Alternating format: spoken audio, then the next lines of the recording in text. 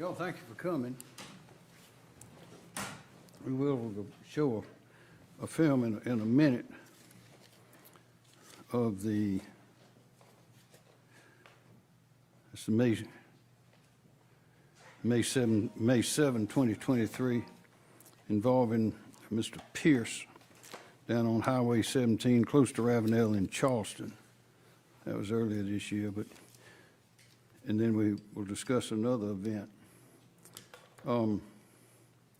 We've made some progress on a few items this year when the General Assembly was in their regular session, such as the Certificate of Need repeal, restructuring the Department of Health and Environmental Control, protecting the unborn, school choice, passing a SHIELD law that will allow the law to be carried out at the Department of Corrections, improving an incentive package for Scout Motors, which, as you know, will bring many jobs and prosperity to the Midlands and will reverberate all over the state. But the General Assembly did not finish their work. Therefore, almost a month ago, on May the 12th, I issued an executive order directing the General Assembly to return for a special session to complete the important business at hand and take as long as it would take. Since then, the Conference Committee on House Bill 4300, the General Appropriations Bill, has reached agreement on numerous budget-related matters, but important items still remain.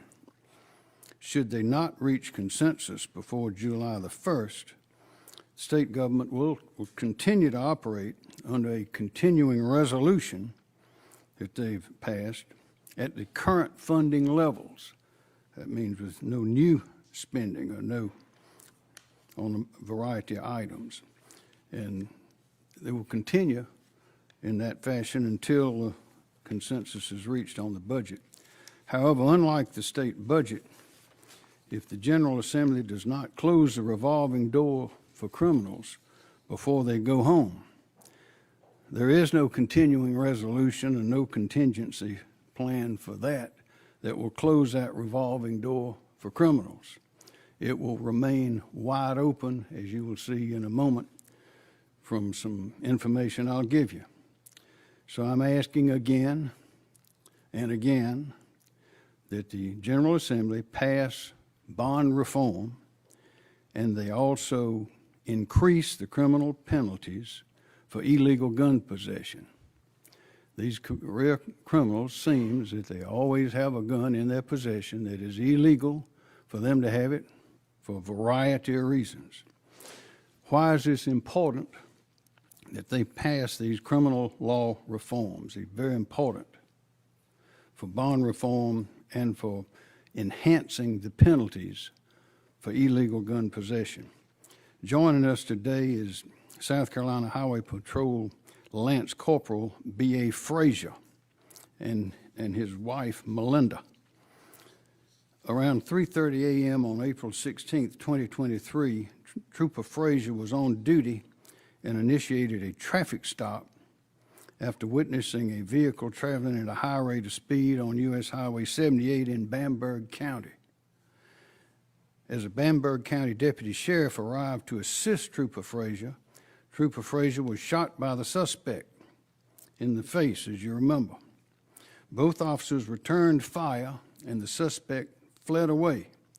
Following a long chase, the suspect crashed into a home in Branchville and was arrested. I've watched the body camera and the dash camera video of this incident. Trooper Frazier's professionalism and composure under fire while getting shot in the face and to the ground was remarkable. He embodies the best of the Highway Patrol, law enforcement, and South Carolina. And he's the one in civilian clothes today with his wife. The gun that was used to shoot Trooper Frazier, according to State Law Enforcement Division, it was a stolen gun, which meant it is illegal to have it in their possession. Also, if the serial numbers have been scraped off, filed off, it is an illegal gun. The suspect, Mr. Gaithers, again, according to SLED, was a repeat offender who was out on bond on charges in Georgia. And I'll read some of those in a minute. In addition, on May the 7th, 2023, on U.S. Highway 17, just outside of Charleston, a Charleston County deputy sheriff was shot by a suspect during a traffic stop. This was in the afternoon, I think at about 3:30. A second deputy arrived to back him up just seconds before the shooting started. And we will play that video. Some of you you may have seen part of the earlier video involving Trooper Frazier, maybe you haven't. But this one, I don't think you have seen. Let's play the video. This is close to Ravenel in Charleston County.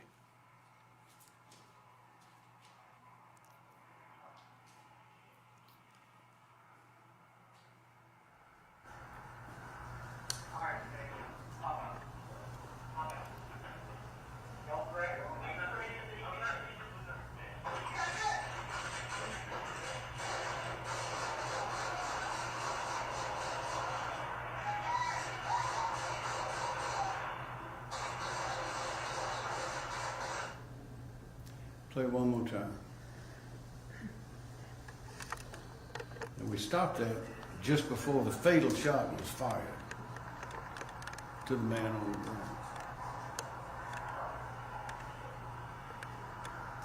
Pierce, Mr. Pierce.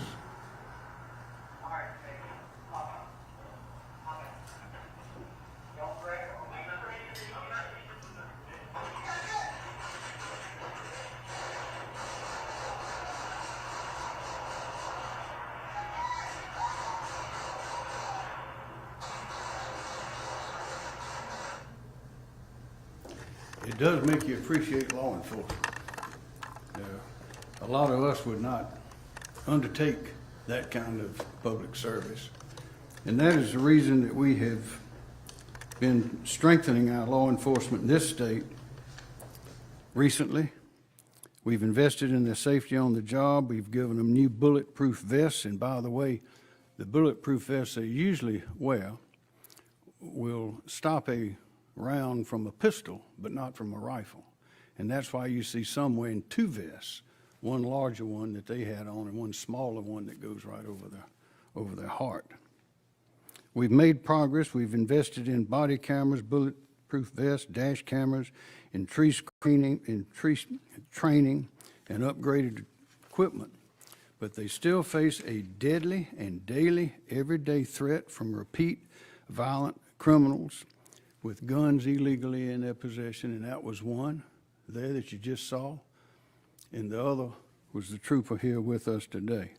So again, the General Assembly must pass bond reform so that when someone is arrested, when they are out on bond on one crime and they are arrested on another crime while they're on bond from the first, then they should face a mandatory 5-year conviction for that second crime when they are convicted of it. And they must increase the criminal penalties for illegal gun possession. If you've been convicted of a violent crime, if you have a stolen gun in your possession, if you have the serial numbers filed off, any of those things, but the law that upstairs that we're working on is if you essentially are convicted of a violent crime and it involved an illegal gun, then you must get enhanced penalties. If you want first time, 5 years. Next time, I think it goes to 10 to 20, and the next time 20 to 30, I believe. But we just got to keep these people from killing South Carolinians. So now,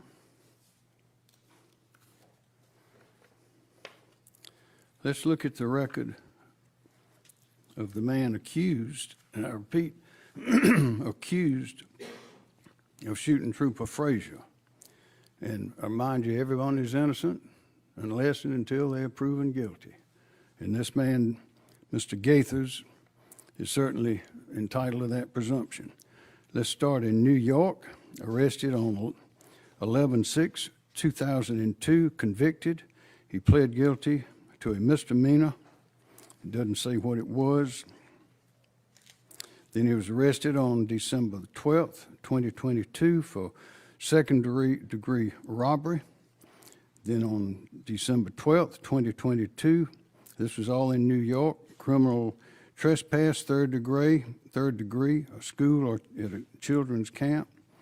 He was convicted on February the 5th, 2003, to assault third degree with intent to cause bodily injury. He was arrested on July the 8th, 2004, criminal sale and controlled substance, third degree of a narcotic drug. He was convicted on March the 21st, 2005, pleaded guilty to a felony, criminal sale of a controlled substance, fifth degree. That was in 2005. I don't know what the penalty was, but it wasn't enough. Because if it had been enough on all of these, then this would not have happened to Trooper Frazier. Criminal impersonation of the second degree.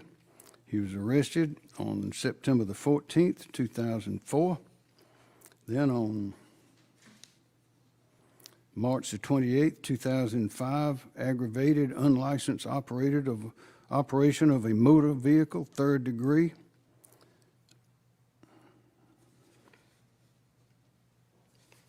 That was on March the 28th of 2005. Also, rape. The victim did not consent. One count of that, and also convicted of that, and also convicted of criminal sexual act in February 15th, 2006. That's another felony. Then he was charged with possession of contraband in prison, second degree. That's a misdemeanor. That was in July 19th, 2005. He pleaded guilty to that, or to tampering with physical evidence.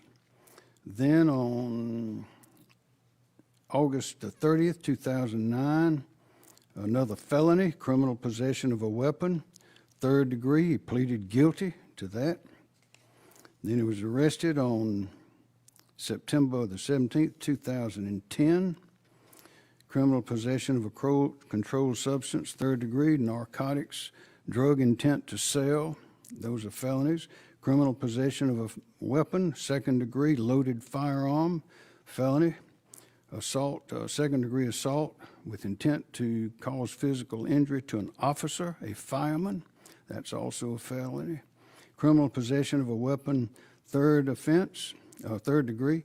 Criminal possession of a weapon, third. Criminal possession of a controlled substance, fifth, is cocaine, 500 milligrams. New York, resisting arrest. Unlawful possession of marijuana, and he pleaded guilty on May the 13th, 2011, to criminal possession of a weapon, 2, loaded firearm. And then that was all in New York. Then he made his way to Georgia. May have gone someplace in between, because that was in 2011. Now we go to 2020 in Georgia. He was arrested. Possession of Schedule I controlled substance, possession of firearm or knife during commission of or attempt to commit certain felonies, receipt, possession, or transport of firearms by a convicted felon or felony first offender. He was arrested again. That was on April 29th, 2020. Then on June the 22nd, 2022, he was charged with fleeing or attempting to elude a police officer, which is a felony. Then driving without a valid license, that's a misdemeanor. And also knowingly making a false statement pertaining to motor vehicle requirements. Again, that was in June of 2022. And then, of course, we know he was in South Carolina when he shot the trooper. And we know where he is now. That was on, as I mentioned, 3:30 a.m. on April the 16th, 2023. He made his way to us here.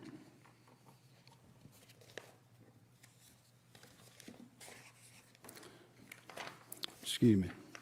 That was Mr. Pierce let's see, that's Gaither's, okay. Now also, Mr. Pierce, the man in the video you just saw, also has a extremely long record, and I'll show this to you. I have a summary. I won't go through all of this, but this is what it looks like. Comes from SLED, and it is, let's see, 1, 2, 3, 4, 5, 6, 7, 8 pages. I'll summarize it. And again, this man, as you saw, was shot by the officers after firing at them and is deceased. February 13, 2012, arrested for kidnapping and attempted armed robbery. December the 11th, 2012, arrested for county noise ordinance violation, pedestrian on the highway. September 4, 2013, arrested for pointing and presented firearm at a person.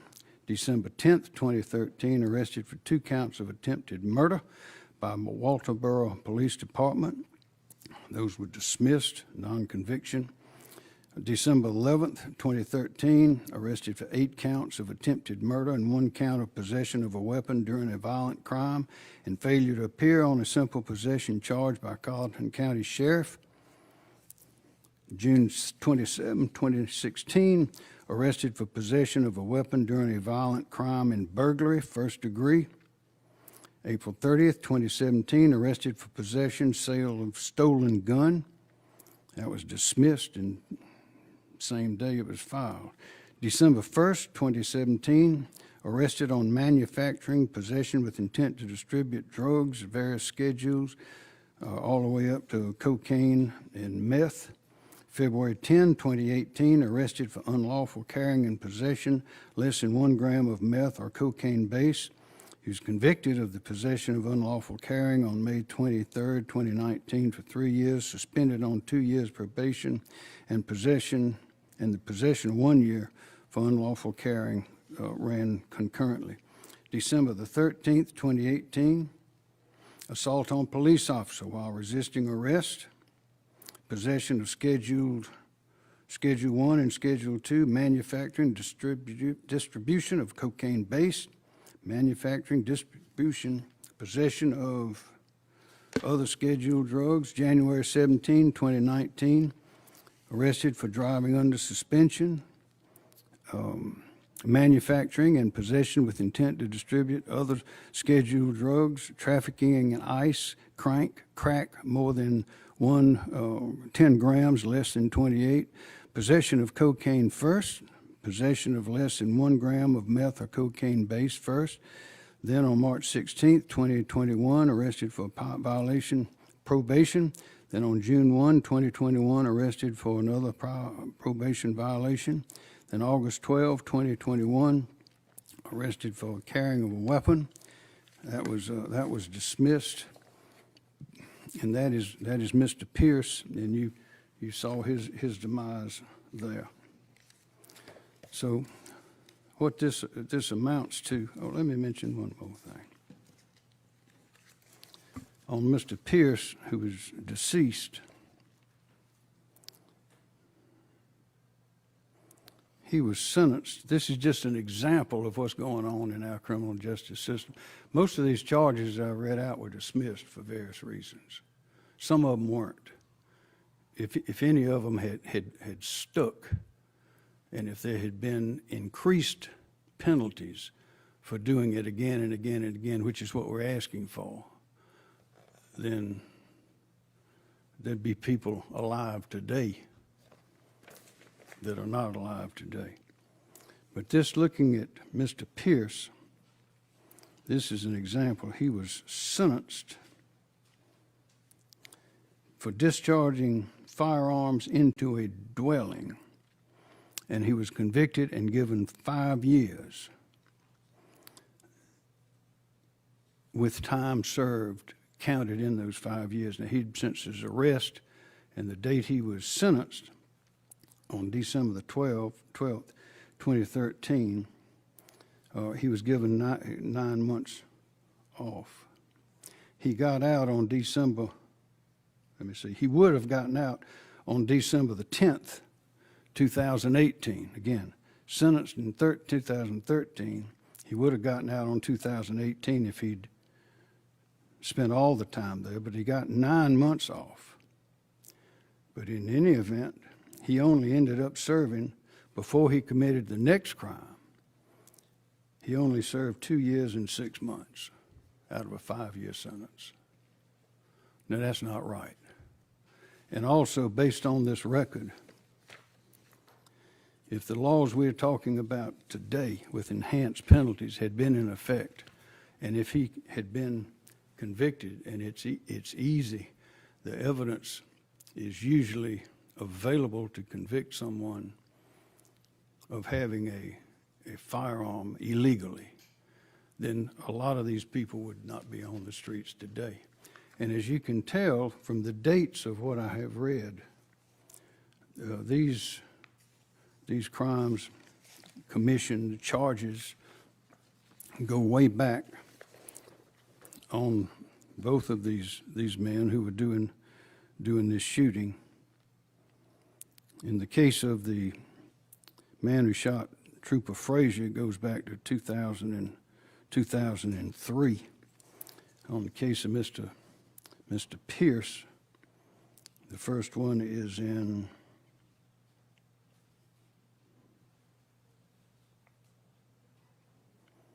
2011. So when you hear police officers talking about career criminals, that's what they're talking about. It's men and women who have over the years repeatedly done the same thing, different things, all criminal, yet they're still out on the streets doing it again. So what we are asking, for those of us who are here, what we're asking is for the General Assembly, work on that budget, get that done, work on other things, but pass these reforms before you go home, or someone like these defendants who are out there today with long criminal records, we know they're going to do it again. It's just a matter of time, and the next time they may kill someone. And many have been charged with murder in the past and not convicted for one reason or another. You say, why aren't people convicted? It takes a while to get to trial. That's another problem that we have. But witnesses disappear. Memories become vague. You have contradictory testimony. Two witnesses may see the same thing and have a completely different version of what they saw. And when they get on the stand and there are inconsistencies, the jury may think that they really don't know what they're talking about. I'd ask y'all now, what color is my tie? Huh? Did you get it? Is that my phone ringing? Sorry. My point is that's just to demonstrate that the witnesses, if the case doesn't go to trial pretty soon, people forget, people get mixed up, they get tripped up when they're in their testimony. A lot of people, the last thing they want to do is testify. Very often the victims will have big hearts and compassion, and they don't want to participate. But we always remind the victims that this prosecution is for you, but it's not only for you, it is for all the people in the state. We can't let this kind of conduct exist and can't let it spread. So when people commit these crimes, they must be punished, and that's why I'm asking the General Assembly again, close that revolving door before you go home. We cannot wait till next January to take it up again. Mr. Woods, if you please. Thank you. Good afternoon. I'm Rob Woods. I'm Director of the South Carolina Department of Public Safety. First, I want to thank the Governor for his support of law enforcement in the state of South Carolina, but more importantly, I want to thank the Governor for his support of law and order in the state of South Carolina and giving his voice to these critical reforms. There's very little I have to add to what the governor had to say. I would just say this as a 34-year law enforcement veteran. When there are not serious deterrents to crimes, that only encourages criminals to continue to commit crimes. When we don't take career criminals, as the governor pointed out, and keep them in jail, they're just going to continue to be a threat to our people, to our society, to our citizens. In this instance, I just want to share this with you personally. And believe me when I say this doesn't compare to the notification that Mrs. Frazier got. But at 3:30 on that morning of April 16th, Colonel calls me and tells me we've had a trooper shot. And I immediately want to know, is he okay? But I immediately think how senseless this is. My wife and children, we were on vacation, and I just happened to be in the Charleston area, so I went to the trauma center on that Sunday, and I saw Trooper Frazier. I saw Miss Melinda, his wife, saw the concern on her face, obviously. I saw the condition he was in, and I thought, again, how senseless is this? It's just, it makes no sense whatsoever. But then when I learned what the governor just shared with you, this is a career criminal, somebody who had a gun illegally, who never should have been on the streets. He never should have been stopped for speeding that night by Trooper Frazier. He never should have made contact with him. He shouldn't have been out there. That's when you really realize this is just senseless. This just shouldn't happen. And this should be corrected and can be corrected with the passage of these measures. Thank you all very much. Thank you. I want to thank Director Woods, also Trooper B.A. Frazier, his wife Melinda, Captain Mitch Brown, and Colonel Williamson for being here, and we'd be glad to answer questions. Senior Correspondent, Chip McKinney. Governor, you've been calling on the General Assembly to enact these measures this January. That's right. The Republican leadership in the General Assembly supports them. Where do you see the problem? It's hard to determine why it's not being done. It should have been done, one of the first things that should have been done. We often don't know who's opposed to what in the General Assembly, because many times the voices are not heard during the session, but in various conferences and so forth. But there's no reason, there's no good reason why this should not be passed, both of these measures. Law enforcement has been calling for these things and others for years, not just this year. But we think now is the time. The more we see things like this that you just saw, and what happened to Trooper Frazier, which was really a miraculous professionalism on his part, firing at the vehicle, trying to stop the vehicle while he was down on the ground, bleeding all over himself with a hole going through his jaw. These law enforcement officers have a hard job, and I don't know where we get such people from time to time. I wonder, why would anybody undertake something so dangerous as this? But it's because it's important and it's a calling to them. But we cannot continue to ask them to do their job to keep the rest of us safe if we don't have the structure of the law in place to keep these dangerous people that are certified dangerous and guaranteed to do it again. Why do we not keep them in jail? Why do we not give them have sentences that make sense and will send a message that the people of South Carolina are just fed up with this? Now is the time to do it. There's no limit on the time that the General Assembly can stay to finish their work. And I ask again, as I have repeatedly, in private and in public, get this done. Let this be a landmark session where the criminal laws of South Carolina fully protect the people of South Carolina. Joe. If they leave, if they pass the budget and they're done here, would you call them back again? Can you call them back? We are contemplating that at this time. I see you use the same measure that Richland County Sheriff Leon Lott used in court proceedings a couple months ago, showing kind of the realism of what happens with these deputies. Did you use this to kind of play on those emotions as well? Did I what? Did you use the video to kind of show us how realistic it is? Yeah, it shows how realistic it is. I mean, fortunately, many of the people of our state never see a situation like this. You can imagine what would happen if children were to see that. We know what happens because we've seen what happens in schools during the recent years, where trauma has a long-lasting, lingering, and sometimes permanent impact. So fortunately, most South Carolinians have never seen something like this. But it is important that they see it now because they need to understand what's at stake. And it is the lives and safety of the rest of us. And everyone has various rights under the Constitution, the state Constitution, the U.S. Constitution, of their freedom against the government coming in and stopping them.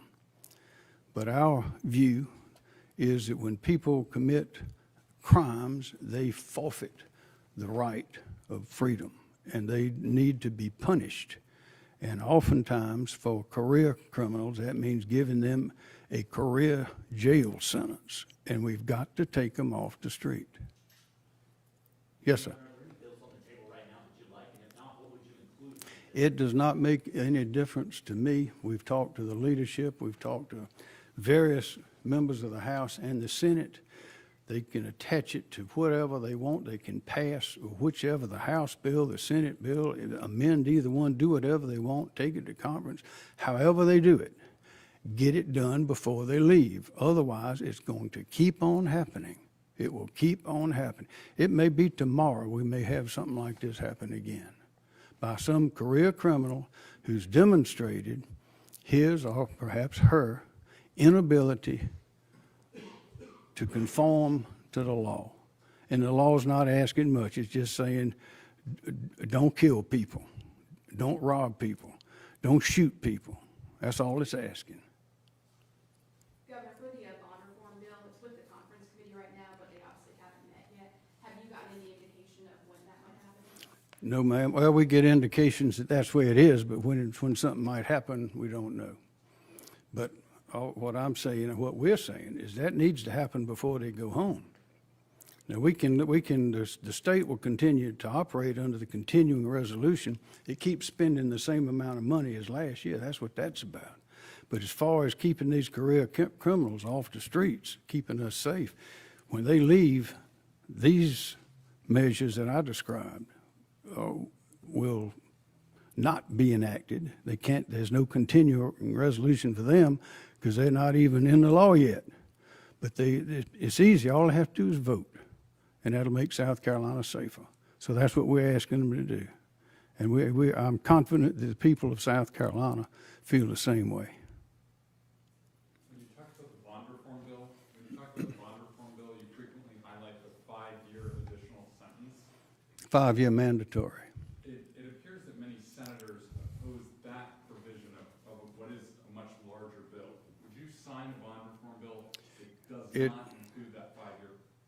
It ought to include the mandatory penalty, because otherwise the right message is not delivered. 0 to 5 years often means 0. 5-year mandatory means 5 years. That is the better way to do it. And then on illegal guns, it's been attached in the Senate to the fentanyl bill, but in a narrow version that only applies to drug crimes. Is that enough? No. It needs to apply to all essentially violent crimes, as has been described in another bill. Why limit it to just fentanyl crimes? How about rape? How about assault and battery? How about murder? How about all the rest of them? I mean, it really, these things have been discussed by law enforcement officers and prosecutors and others for so many years. And we know that these career criminals are going to do it again. We know they're going to. Just as night follows day, they're going to do it again. And usually, as we've seen here, usually it gets worse as they go along. So let's put a stop to it. Before they become a career criminal, when they are just working their way towards that status, let's put a stop to it. and save some lives, save some heartache, save some tears. You wrote off a long record of charges and convictions for Mr. Pierce. Why should South Carolinians believe that these enhanced penalties will prevent tragedies from happening in the future when that long list didn't prevent it in the past? Well, a lot of those cases were dismissed is the reason. And a lot of times when someone is convicted, they get out on, the judge will give them probation. Sometimes they are paroled. When, in our state and most others, when someone is sentenced to a number of years in prison, when they arrive, it is calculated at by an official, usually at the prison, what their early release date will be. That is, they give them all the credit for taking courses and good time and all of that. So 5 years shrinks down to much less. In this case that I was reading about, Mr. Pierce, he was sentenced to 5 years and he ended up serving, what was it, 2 years and 3 months, something like that. And how'd that happen? I don't know. I know they got credit for 9 months, but what happened to the rest of that sentence? And he committed yet another crime before his 5 years would have been up, or his 4 years and 3 months. We have a revolving door in our state and in other states. And I believe that the members of the General Assembly, as representatives and reflecting the views of their constituents, should truly reflect those views, accurately reflect them, and close that revolving door. How long we go wait? When does someone determine or show in your mind that they don't deserve a second chance, they deserve, to be in jail for good? No, everybody deserves a second chance, of course, but you need to pay the penalty for whatever you have done. You have to pay your debts. Time for 2 more questions. Anybody? All good? Thank you very much.